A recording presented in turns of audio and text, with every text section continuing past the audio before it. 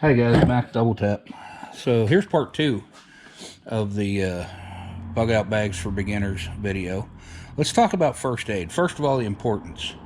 If you are out and you are in a situation where, you know, you are not immediately available to get to a hospital for whatever, first aid's really a big thing. Splints, you know, everybody's seen the movies where Rambo, sews himself up with a fish hook. Well, that's great and all that, but you get online, you can find suture kits and all kinds of things. Great, great stuff to have, especially stuff that doesn't have a shelf life. I have two levels of first aid into this. I'm going to have one small first aid pouch in this, which I'll discuss in a later video. If you can, and because if you remember from the first video, my theory is I can put packs in my truck and drive away. I have a full-size, that's all this pack is. This is a dedicated first aid pack. So, first aid is huge. Inside it, just everything. But some of the things that people seem to forget to put. Unless you are a super skilled first aid whatever, EMT, paramedic, doctor, nurse, books and cards, which are easily available on Amazon, I'll put links to them too, with how to do some of the important things in first aid are a must. You need to have lots of antibiotic ointments. There's some argument whether I believe in it. If you don't, that's fine, but there's some other places that you can get hold of some oral antibiotics that I think are a huge advantage. And as we all know now from the corona thing, a little bit of hand sanitizer, some rubber gloves, and maybe some masks probably aren't a bad idea. So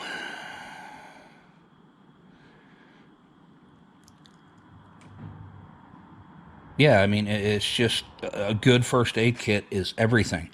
Peroxide, rubbing alcohol, Sharpies.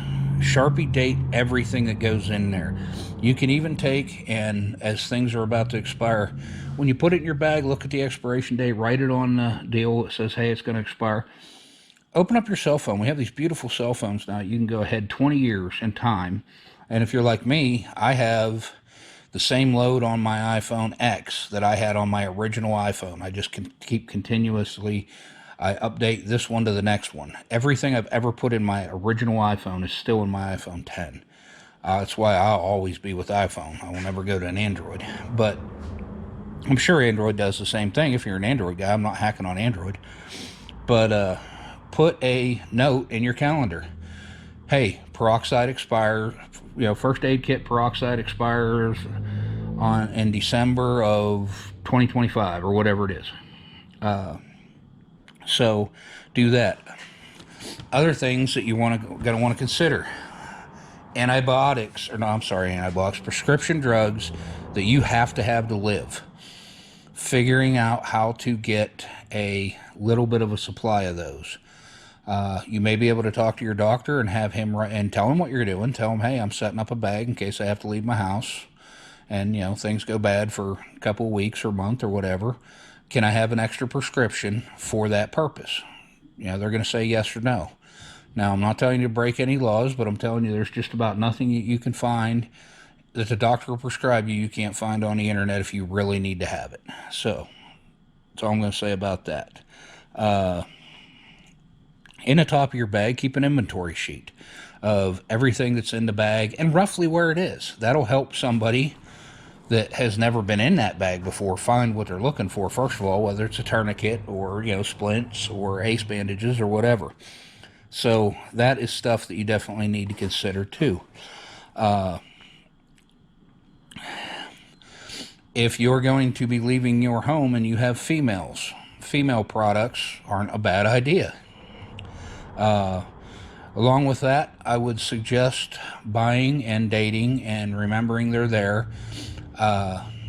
Multivitamins. If you don't take a multivitamin every day, I think you should, but if you don't, that's fine. most of them have a several year shelf life. I constantly rotate mine in and out of my first aid kit. So what I do is I know if I buy a bottle that's a year's supply, if it's going to expire January 1st, 2025, I put a little note, January 1st, 2024, replace it so I can use it so it's not just a wasted item, you know. Then I can get them out, keep using them, and keep rotating. I literally do it every time I buy a new pack. I put it straight in that pack and take the pack that's in my bag out and start using it. So I have, you know, and you can do that with a lot of this stuff, guys. As you buy new stuff, put it in your pack and utilize your old stuff so you're not just throwing money down the drain. You know, some stuff ends up, you know, antibiotic ointments and all that do end up being wasted material. I'd rather need it and not have it. I'd rather need it and have it than need it and not have it. And throw a little bit away. Antibiotic ointment doesn't cost anything. So, if whatever your planned bug out period is, you should probably try to have, you know, twice that amount of required, you know, whether it's multivitamins or prescriptions or whatever. So, if, you know, your first aid stuff in general, easily obtainable on Amazon, I'll put a link to that. My Medic, great place to get pre-made first aid kits, and they even have coming. I mean, you can even get them in the handy dandy little red bags with the plus sign on them or the medic sign on them and stuff. So another thing I like to keep in my bags is water purification. So you take these, you can get the handy dandy little eyedropper bottles. Take one. If you know somebody that's, what's great are the people that use the contact solution. Get one, clean it out real well, and fill it with bleach. You know, 1 drop of bleach will typically purify, you know, a canteen full of water. So if I got to take, you know, water straight out of a creek and I don't have time to, you know, filter it or whatever, that is a viable solution. And, you know, bleach is useful in so many different ways. So, and that kind of leads me into my next section, which is hydration. We talked about my canteen. I have a hydration pack in this one. I have another 2-quart soft canteen that I carry. I mean, water's everything. I mean, you can only survive a short period of time without any water. Water is everything, guys.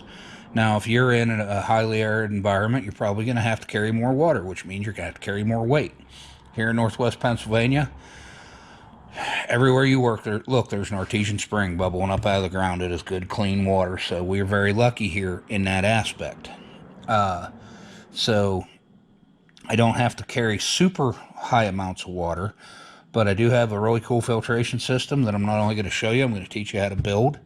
It's going to fit in that pack, and it's going to fill. It's really cool. We'll get into it later. You can also buy the Life Straws or little, you know, pack filtration kits. Them are fine. I'll show you how to make one for a whole bunch cheaper that works better as far as I'm concerned. Always have, you know, that's the point of my stainless steel cup in this canteen, is always have a way to boil water. When in doubt, boil it, you're safe. And like I said, always have a backup for your backup for your backup, you know, as best you can. A lot of this stuff carries over. You know, a good stainless steel water bottle, which I'm replacing a bunch of my stuff because a lot of it was just old and antiquated. But I ordered a good solid single wall pure stainless steel water bottle.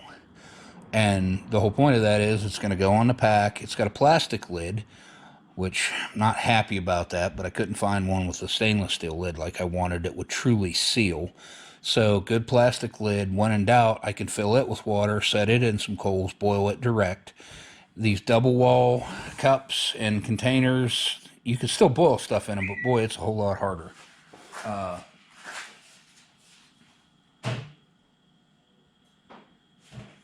There's just a lot of things you can do with single wall stainless steel. So, bleach, eyedroppers full of bleach, easy way to purify water. Filtered water is best if for taste and all that, but that's kind of it for water. I mean, if you don't know you need to have water, you don't need to really be considering heading out into the woods by yourself. So next thing, if I'm not getting too long on the tooth time-wise, all right, 10 minutes. So shelter. Shelter is huge. If you're planning on going out into the woods and living, you need to have a real tent, even if it's, a backpacker's tent, or maybe a bigger one. I mean, is this a place that you're going to be able to go and drive your pickup to, that you can take the big full-size 3-room tent? That's great. Little backpackers tents, you can get some decent ones for $150 or so that are very high quality. They're made very small. They're not going to get you and your neighbor and your dog and all your gear and stuff in them, but it'll keep you out of the weather and dry. A tarp or a rain poncho. There's a lot of argument in the bushcraft community of the best rain defense. I still believe wholeheartedly in the good old-fashioned U.S. Army ponchos as opposed to a rain parka. Now, if you're in the Pacific Northwest where it's raining all the time, maybe I would change that opinion. This is, and that's what you got to remember about all this. It is very geographically oriented. What works for me here in Northwest Pennsylvania, for most of I just came up here from Oklahoma. So in Oklahoma, clean water was not readily available. So I carried more water. Now I don't have to carry that much water, so it opens up the room for other things. But, just a 10 by 10 tarp that you can get at Harbor Freight will go a long way. You can fold them up, you can put them flat in the backside of the pack. Rain ponchos are great. Little baby tents, survival tents that you see that are, orange or whatever, they work too. Mylar blankets. Between the Mylar blanket and the survival sleeping bags, which are pretty much the same thing, only they're, clamshell, you can stay warm out in the wild. Now, back to geographically important things. If you're in Northwest Pennsylvania and you're going to have to leave in the middle of 0-degree weather, is a survival sleeping bag going to cover it for you? No, it's not. You're going to need a heavier, rated sleeping system, at least until the point where you can get yourself sufficient shelter to keep you truly warm built, which I'm going to actually go out and up into the game lands up here and build a good debris hut and show you how I do it. So, things to consider. Why you should be repacking your pack every change of the seasons. You should be adapting it to the upcoming season in front of you. When in doubt, 100% wool blanket. When in doubt, guys, 100% wool, not polyester mix. 100% wool. Wool is the only fabric on earth that maintains 100% of its insulation value even when it's soaking wet. A wool blanket is a big thing. You can make a jacket out of it. You can use it. Wool blanket is a must-have as far as I'm concerned. So, I'm going to go ahead in this one and cover clothing. So, the first thing you need to have are 2 or 3 good pair of bitch mittens. Gloves are very important. Good leather, heavy gloves. And a lot of people say, well, I don't wear gloves. And neither do I. But these are metatarsal coverage, leather-handed gloves. These weren't cheap, man. I could pay $40 for these. And the reason for that are things that aren't a big deal when you're in your house, like a minor cut in the hand, can be very big. It can be a very big problem in the woods for extended periods of time. So, all that, I mean, be that as it may, a good pair of bitch mittens, a couple of them actually. I'll have a pack. I'll get another set just like that and put in that pack. You set them down and lose them. Now you don't have one. Remember what I said. One is none. Two is one. An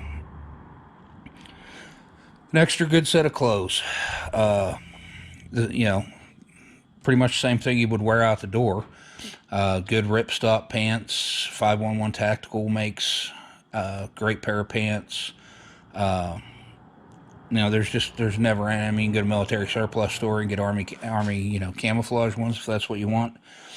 The Army stuff is made to put up with Army level treatment. It is really good stuff. So t-shirts, cotton. You want white cotton for a couple of different reasons.